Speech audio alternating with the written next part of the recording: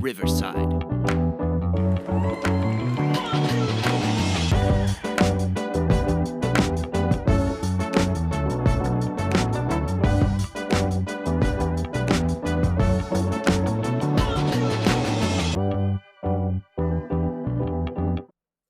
Hey guys, what's going on? Welcome to Cars and Health Bars. On today's episode, I'm going to be giving you your 4th of July episode. It's going to be a little lackluster for some reasons. You'll have to stay tuned to find out. With that being said, guys, let's get right into the episode.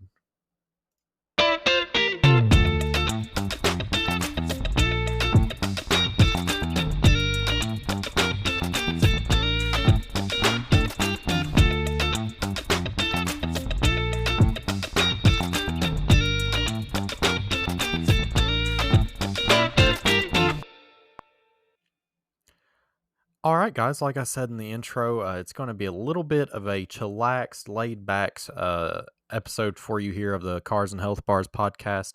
I'll go ahead and give you a little bit of a filler in as to where we've been, what's been going on, all that good stuff. Well, essentially, I've been kind of off and on sick for the past 2 weeks, and it really hit me Tuesday. Today being Wednesday, we're kind of getting this episode knocked out before the holidays. But yeah, I go to the doctor yesterday, Tuesday, and he's like, yeah, your fever is like insane, like 102. So we're going to go ahead and test you for COVID, flu, and strep throat. So I'm in there for a while. He runs through all the tests, and he's like, man, he said, they're all negative. COVID was inconclusive first, but then came back negative. Said, honestly, I think you caught it kind of early on, and I believe it's either COVID or strep. He was like, yeah, let me take a look at that throat. Man, he was like, because I told him personally, I'm like, hey, man, my throat ain't really bothering me that much. It's just kind of I've had strep before, and strep feels like razor blades going down your throat. I don't feel like that. I mean, I can feel it definitely whenever I talk. It's not the greatest feeling in the world, but I mean, I've been dealing with it. It hasn't been the main thing that's been bothering me. He looks in my throat with that being said, and he's immediate like, whoa, hey, dude, your throat is like, it's cooked. I'm like, oh, okay. So, yeah, basically, he's kind of narrowed it down to either strep or COVID. I don't know which way to lean on what it may or may not be because, like I said, strep was not fun last time I had it, and COVID. I think I had it before. I never got tested, but a lot of close loved ones had it, and I got sick at the same time. So I was just like, no sense in testing. It's what I got. So, but yeah, I can taste, smell, eat, all that good stuff. But oh my god, man, I don't know if it's because of the medication I'm taking that like my stomach has been like in knots. Like this is the first time I've been up and out of bed all day. Like that's how bad it's been. I tried going to work this morning. I was there for about an hour, and I texted boss man, and I'm like, hey.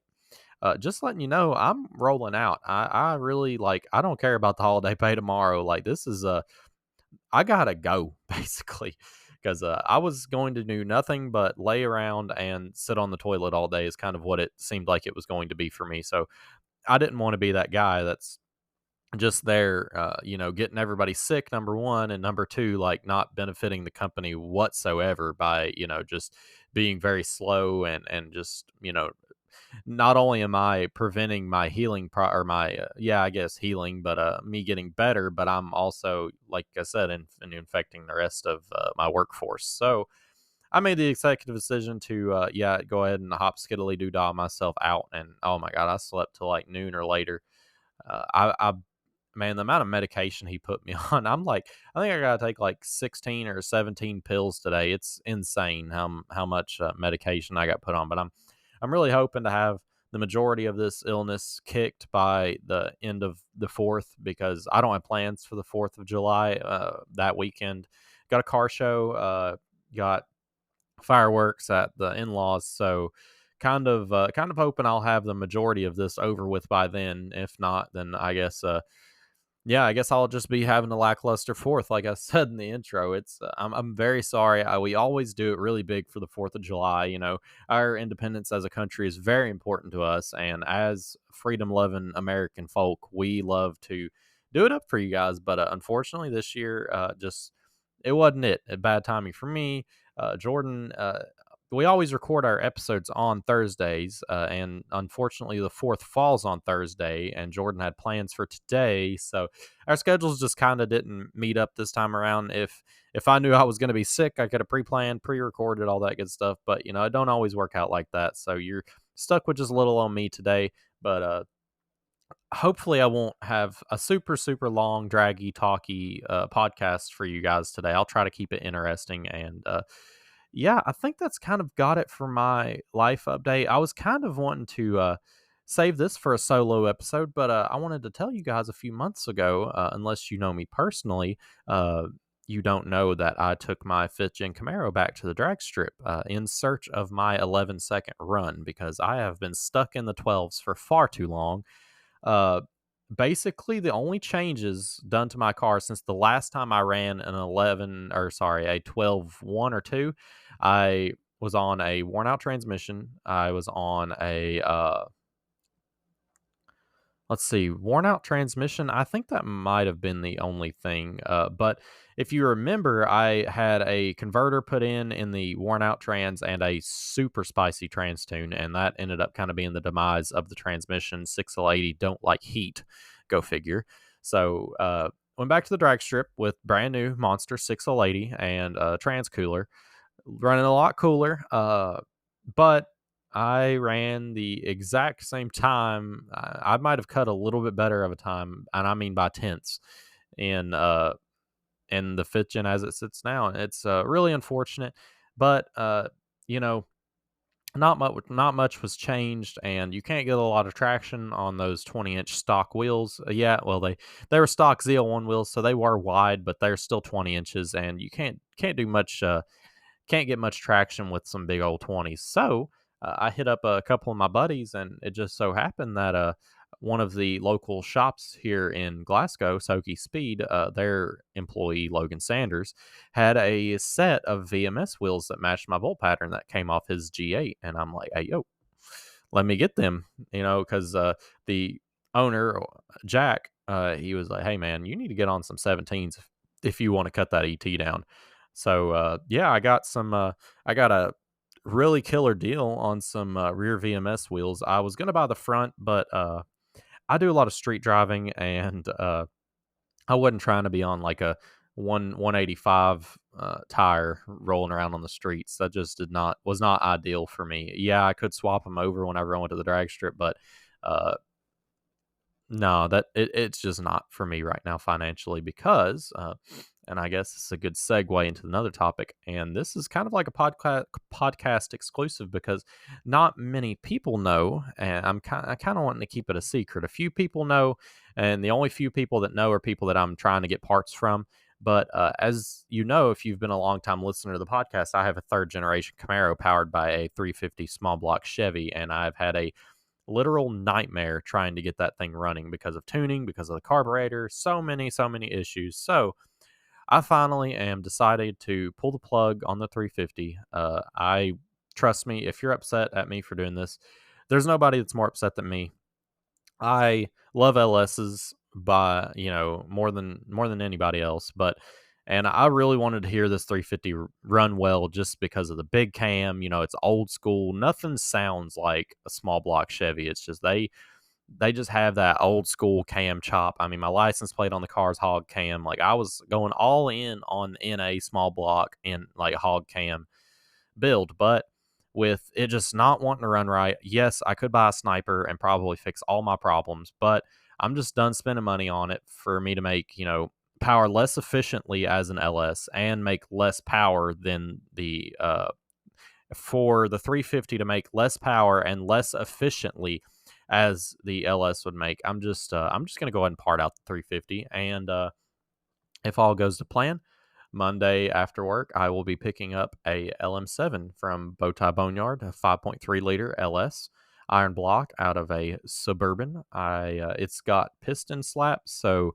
it's got to be rebuilt, which is no big deal because if you know anything about Gen 3 engines, they do best when you put 4th gen rod and piston in it, and it just so happened that it needs it needs rods anyway. So hopefully the cylinder wall isn't too marred up, and if it is, then just go ahead and bore that thing over while I got the heads off of it. Gonna go ahead and slap some 317 heads on it. I mean, it should be a pretty good little unit. And yeah, probably going to throw a single turbo at it and see what happens. If you remember back about this time last year, we had Brian Kimball on the podcast, and him and his wife have a catfish that had an LM7 with single turbo, and that thing was a ripper. So I'm kind of looking for that kind of thing.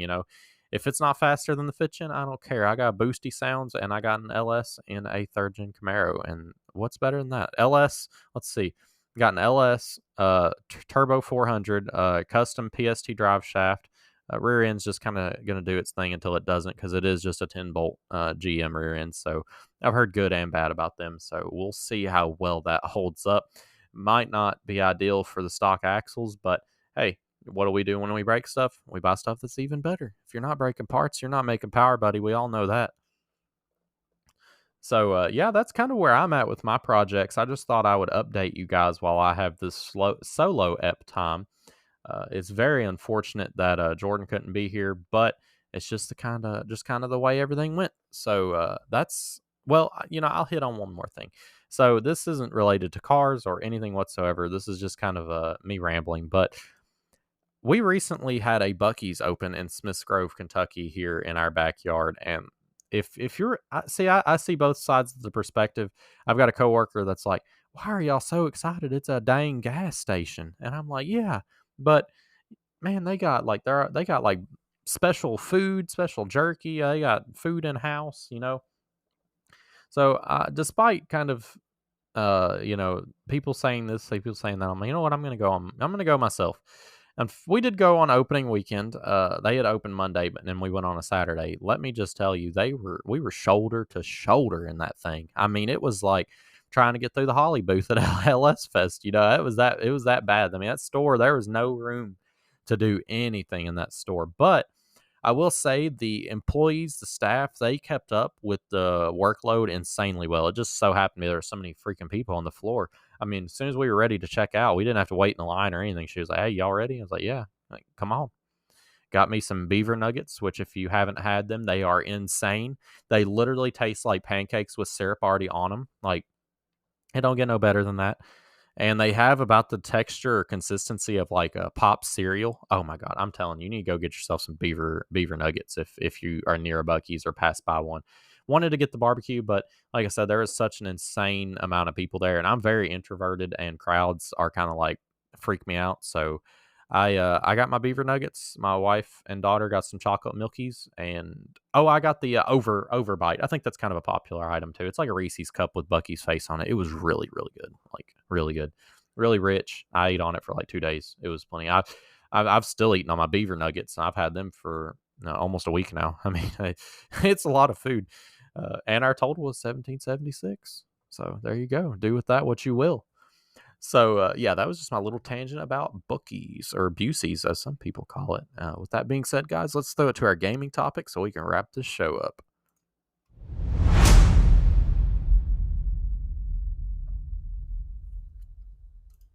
All right. So, I wanted to wrap up this episode by telling you a little bit of something that I gotten into in the last, I would say, week and a half.